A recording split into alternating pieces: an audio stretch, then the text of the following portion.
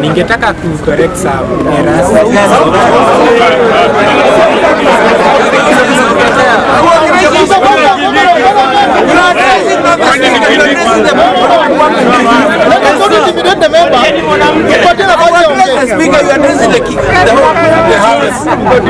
Okay, good evening Kenyans. Ningetaka kurekebisha some of the errors zenye nimecheki some of the previous speakers were and wacha nianze hapa by saying that I'm a Kikuyu and I did not choose to become a Kikuyu. It just so happens that I was born by Kikuyu parents, and so that is an accidental feature of me. That is not something I chose by the exercise of my will. So what I have actually say my exercise of my will inanipermit niweza kuchagua the right kind of politics. And so if I am to be judged by any individual here, I should be judged on the basis of the choices I've made as a person, not because of my accidental feature as a Kikuyu. And I will say I've had several of the individuals speak in this forum, and they have used essentialist language. They are talking as if there is something essentially wrong with Luos. They are talking as if there is something essentially wrong with Kalenjins. They are talking as if there is something essentially wrong with Kikuyus. But that language, I would say, it has a history, and those people who talk in such a who employ such a language and talk in such terms, they want people to be separated, and they don't want working class people to come together. They want working class people to be fractured and only see themselves as part of a particular community, and that serves the interest of a particular group, and that is the political elite. So when we are making submissions, let's be aware of the implications of some of the narratives that we are sort of propagating. So I condemn that narrative, and I will say that if you transform this country, then we have to transcend such a narrative. There is nothing to be proud of just because you belong to a particular tribe. We should judge you by the choices that you are making politically. And now, the second thing I would like to talk about, I've not heard anyone mention it, or maybe it was addressed in previous forums, but there was an attempted political assassination over the weekend. Buka Omole, the Secretary General of Communist Party Marxist Kenya, several gunmen, I don't know who hired them, but you know, I don't want to mention anyone. But I'm saying that those people who have been assassinated in this country, we can be able to understand their political stance. And their political stance has always been leftists.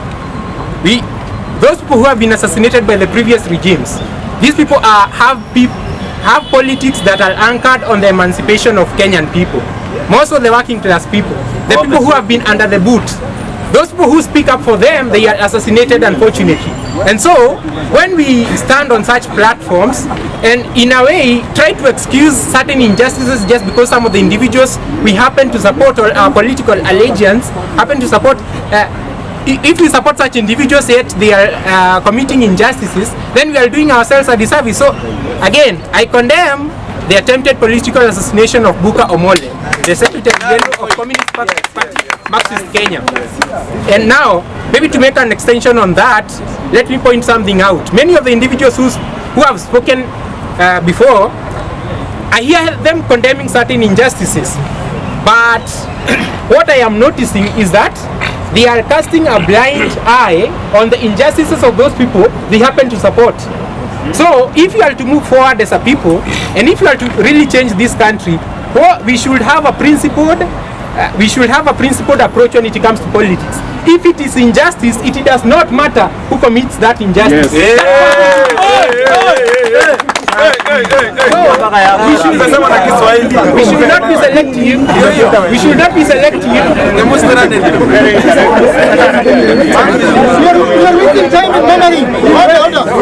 Unapoteza muda mingi sana kubishana.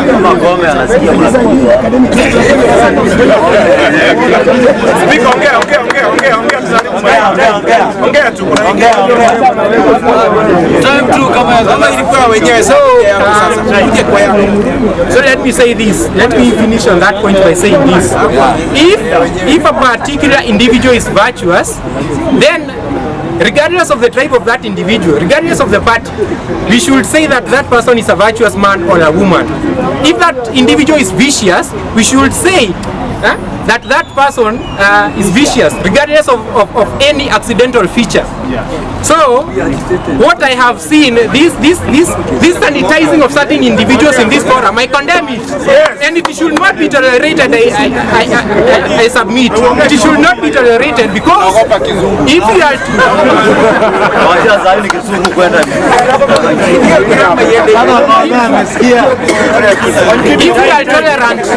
tolerant of injustices, it means that we are complicit, and we should not be complicit in these injustices. So again, let me point this out, that if you are to make a submissions, I'm not trying to dictate what you can say and what you cannot say, but at least if what you are saying is meant, is the end of what you are saying is emancipation of Kenyan people, be truthful and be principled. So yeah, so that's that. Now let me address that. Let me address that and say this. In 1 minute.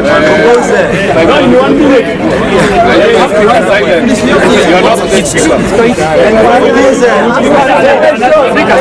quite unfortunate. Okay, let me first correct something the previous speaker said about, because we are talking about tolerance. I would say I want to submit to you people today that we should not be tolerant of everything. There are certain things that are primitive. There are certain things that are primitive that if we follow the thinking of the individual, the conclusions we are going to come to are not that, I will say, they don't enhance the well-being of certain groups of population. And I will say this.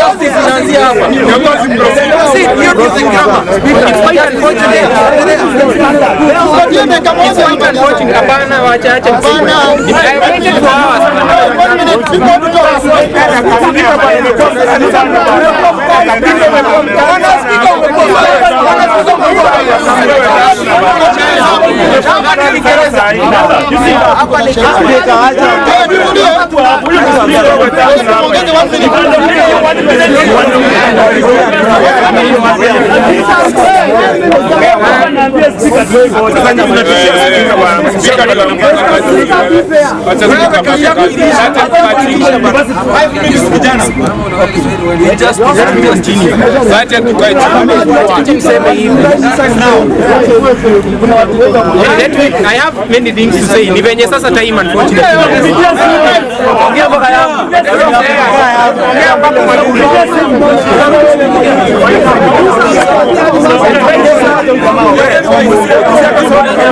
Okay, let me finish.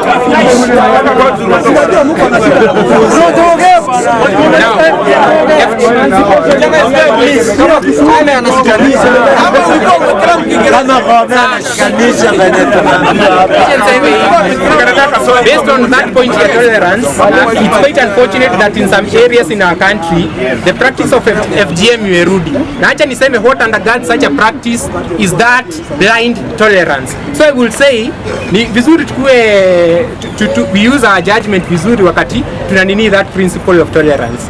Now, when it comes to the issue of tribal lords, I've heard many people talk na wakasema that, oh, they have praised these tribal lords as if these people are going to emancipate us.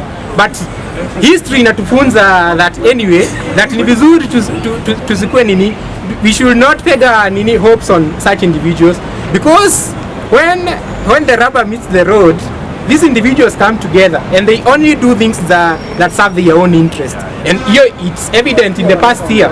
It has been evident. But here you have individuals, when wanakuja, wanasema that, oh, this particular tribal king is going to redeem us. And so, nikimalizia acha niseme hivi. Kuna narrative yenye nimesikia ikiwa propagated. And this one, it's about Mount Kenya people. About those people who have quote-unquote benefited by the 3 presidents we have had. Many of the Mount Kenya people are poor. Are they not poor? So, msee akikama hapa aseme, no. Msee akikuja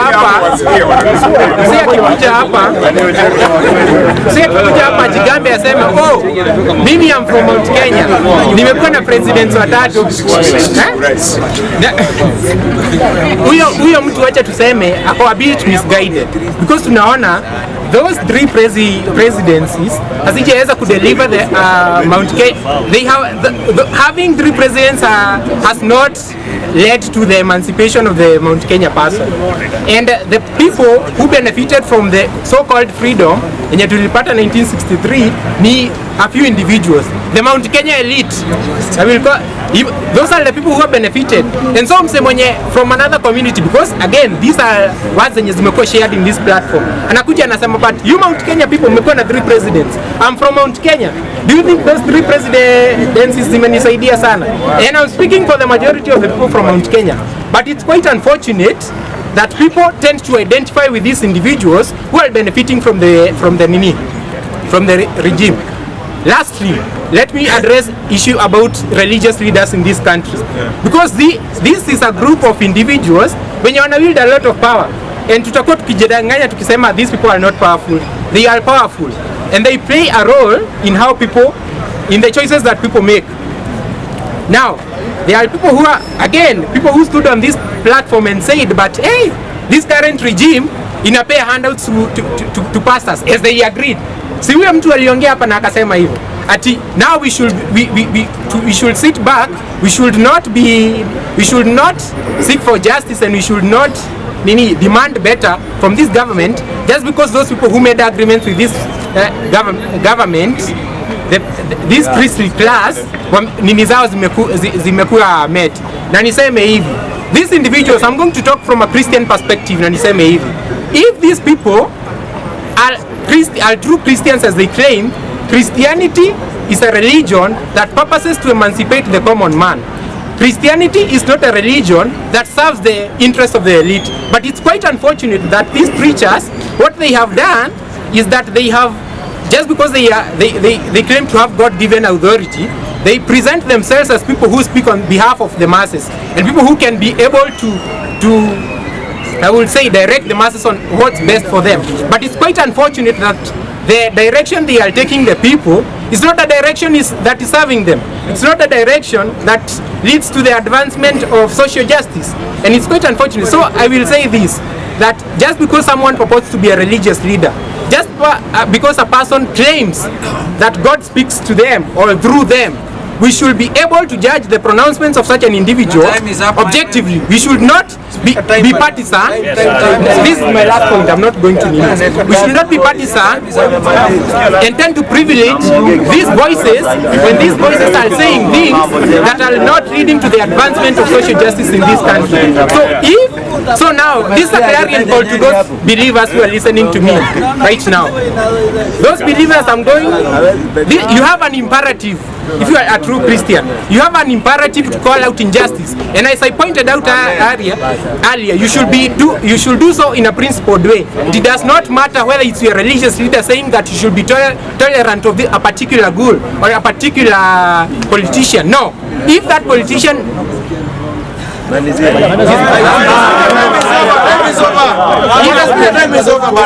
going to speak.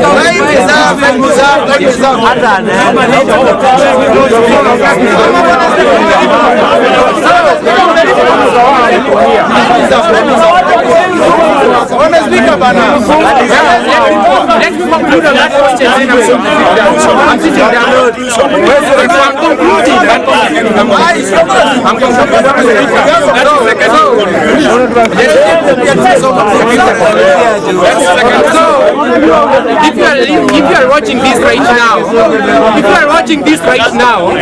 if you are watching this right now, the onus is on you as a Christian to condemn whatever it is that does not lead to the advancement of social justice in your religious spaces. Call it out, even if it's the religious leader who is propagating it. Even if they have platformed a vicious politician like they have done. Call out those people and call out injustice. It's upon you. If you say that you are going to excuse injustice just because of your religious figure, you are failing in your role, and you are not exercising your Christian virtues, I would say that. Thank you for giving me.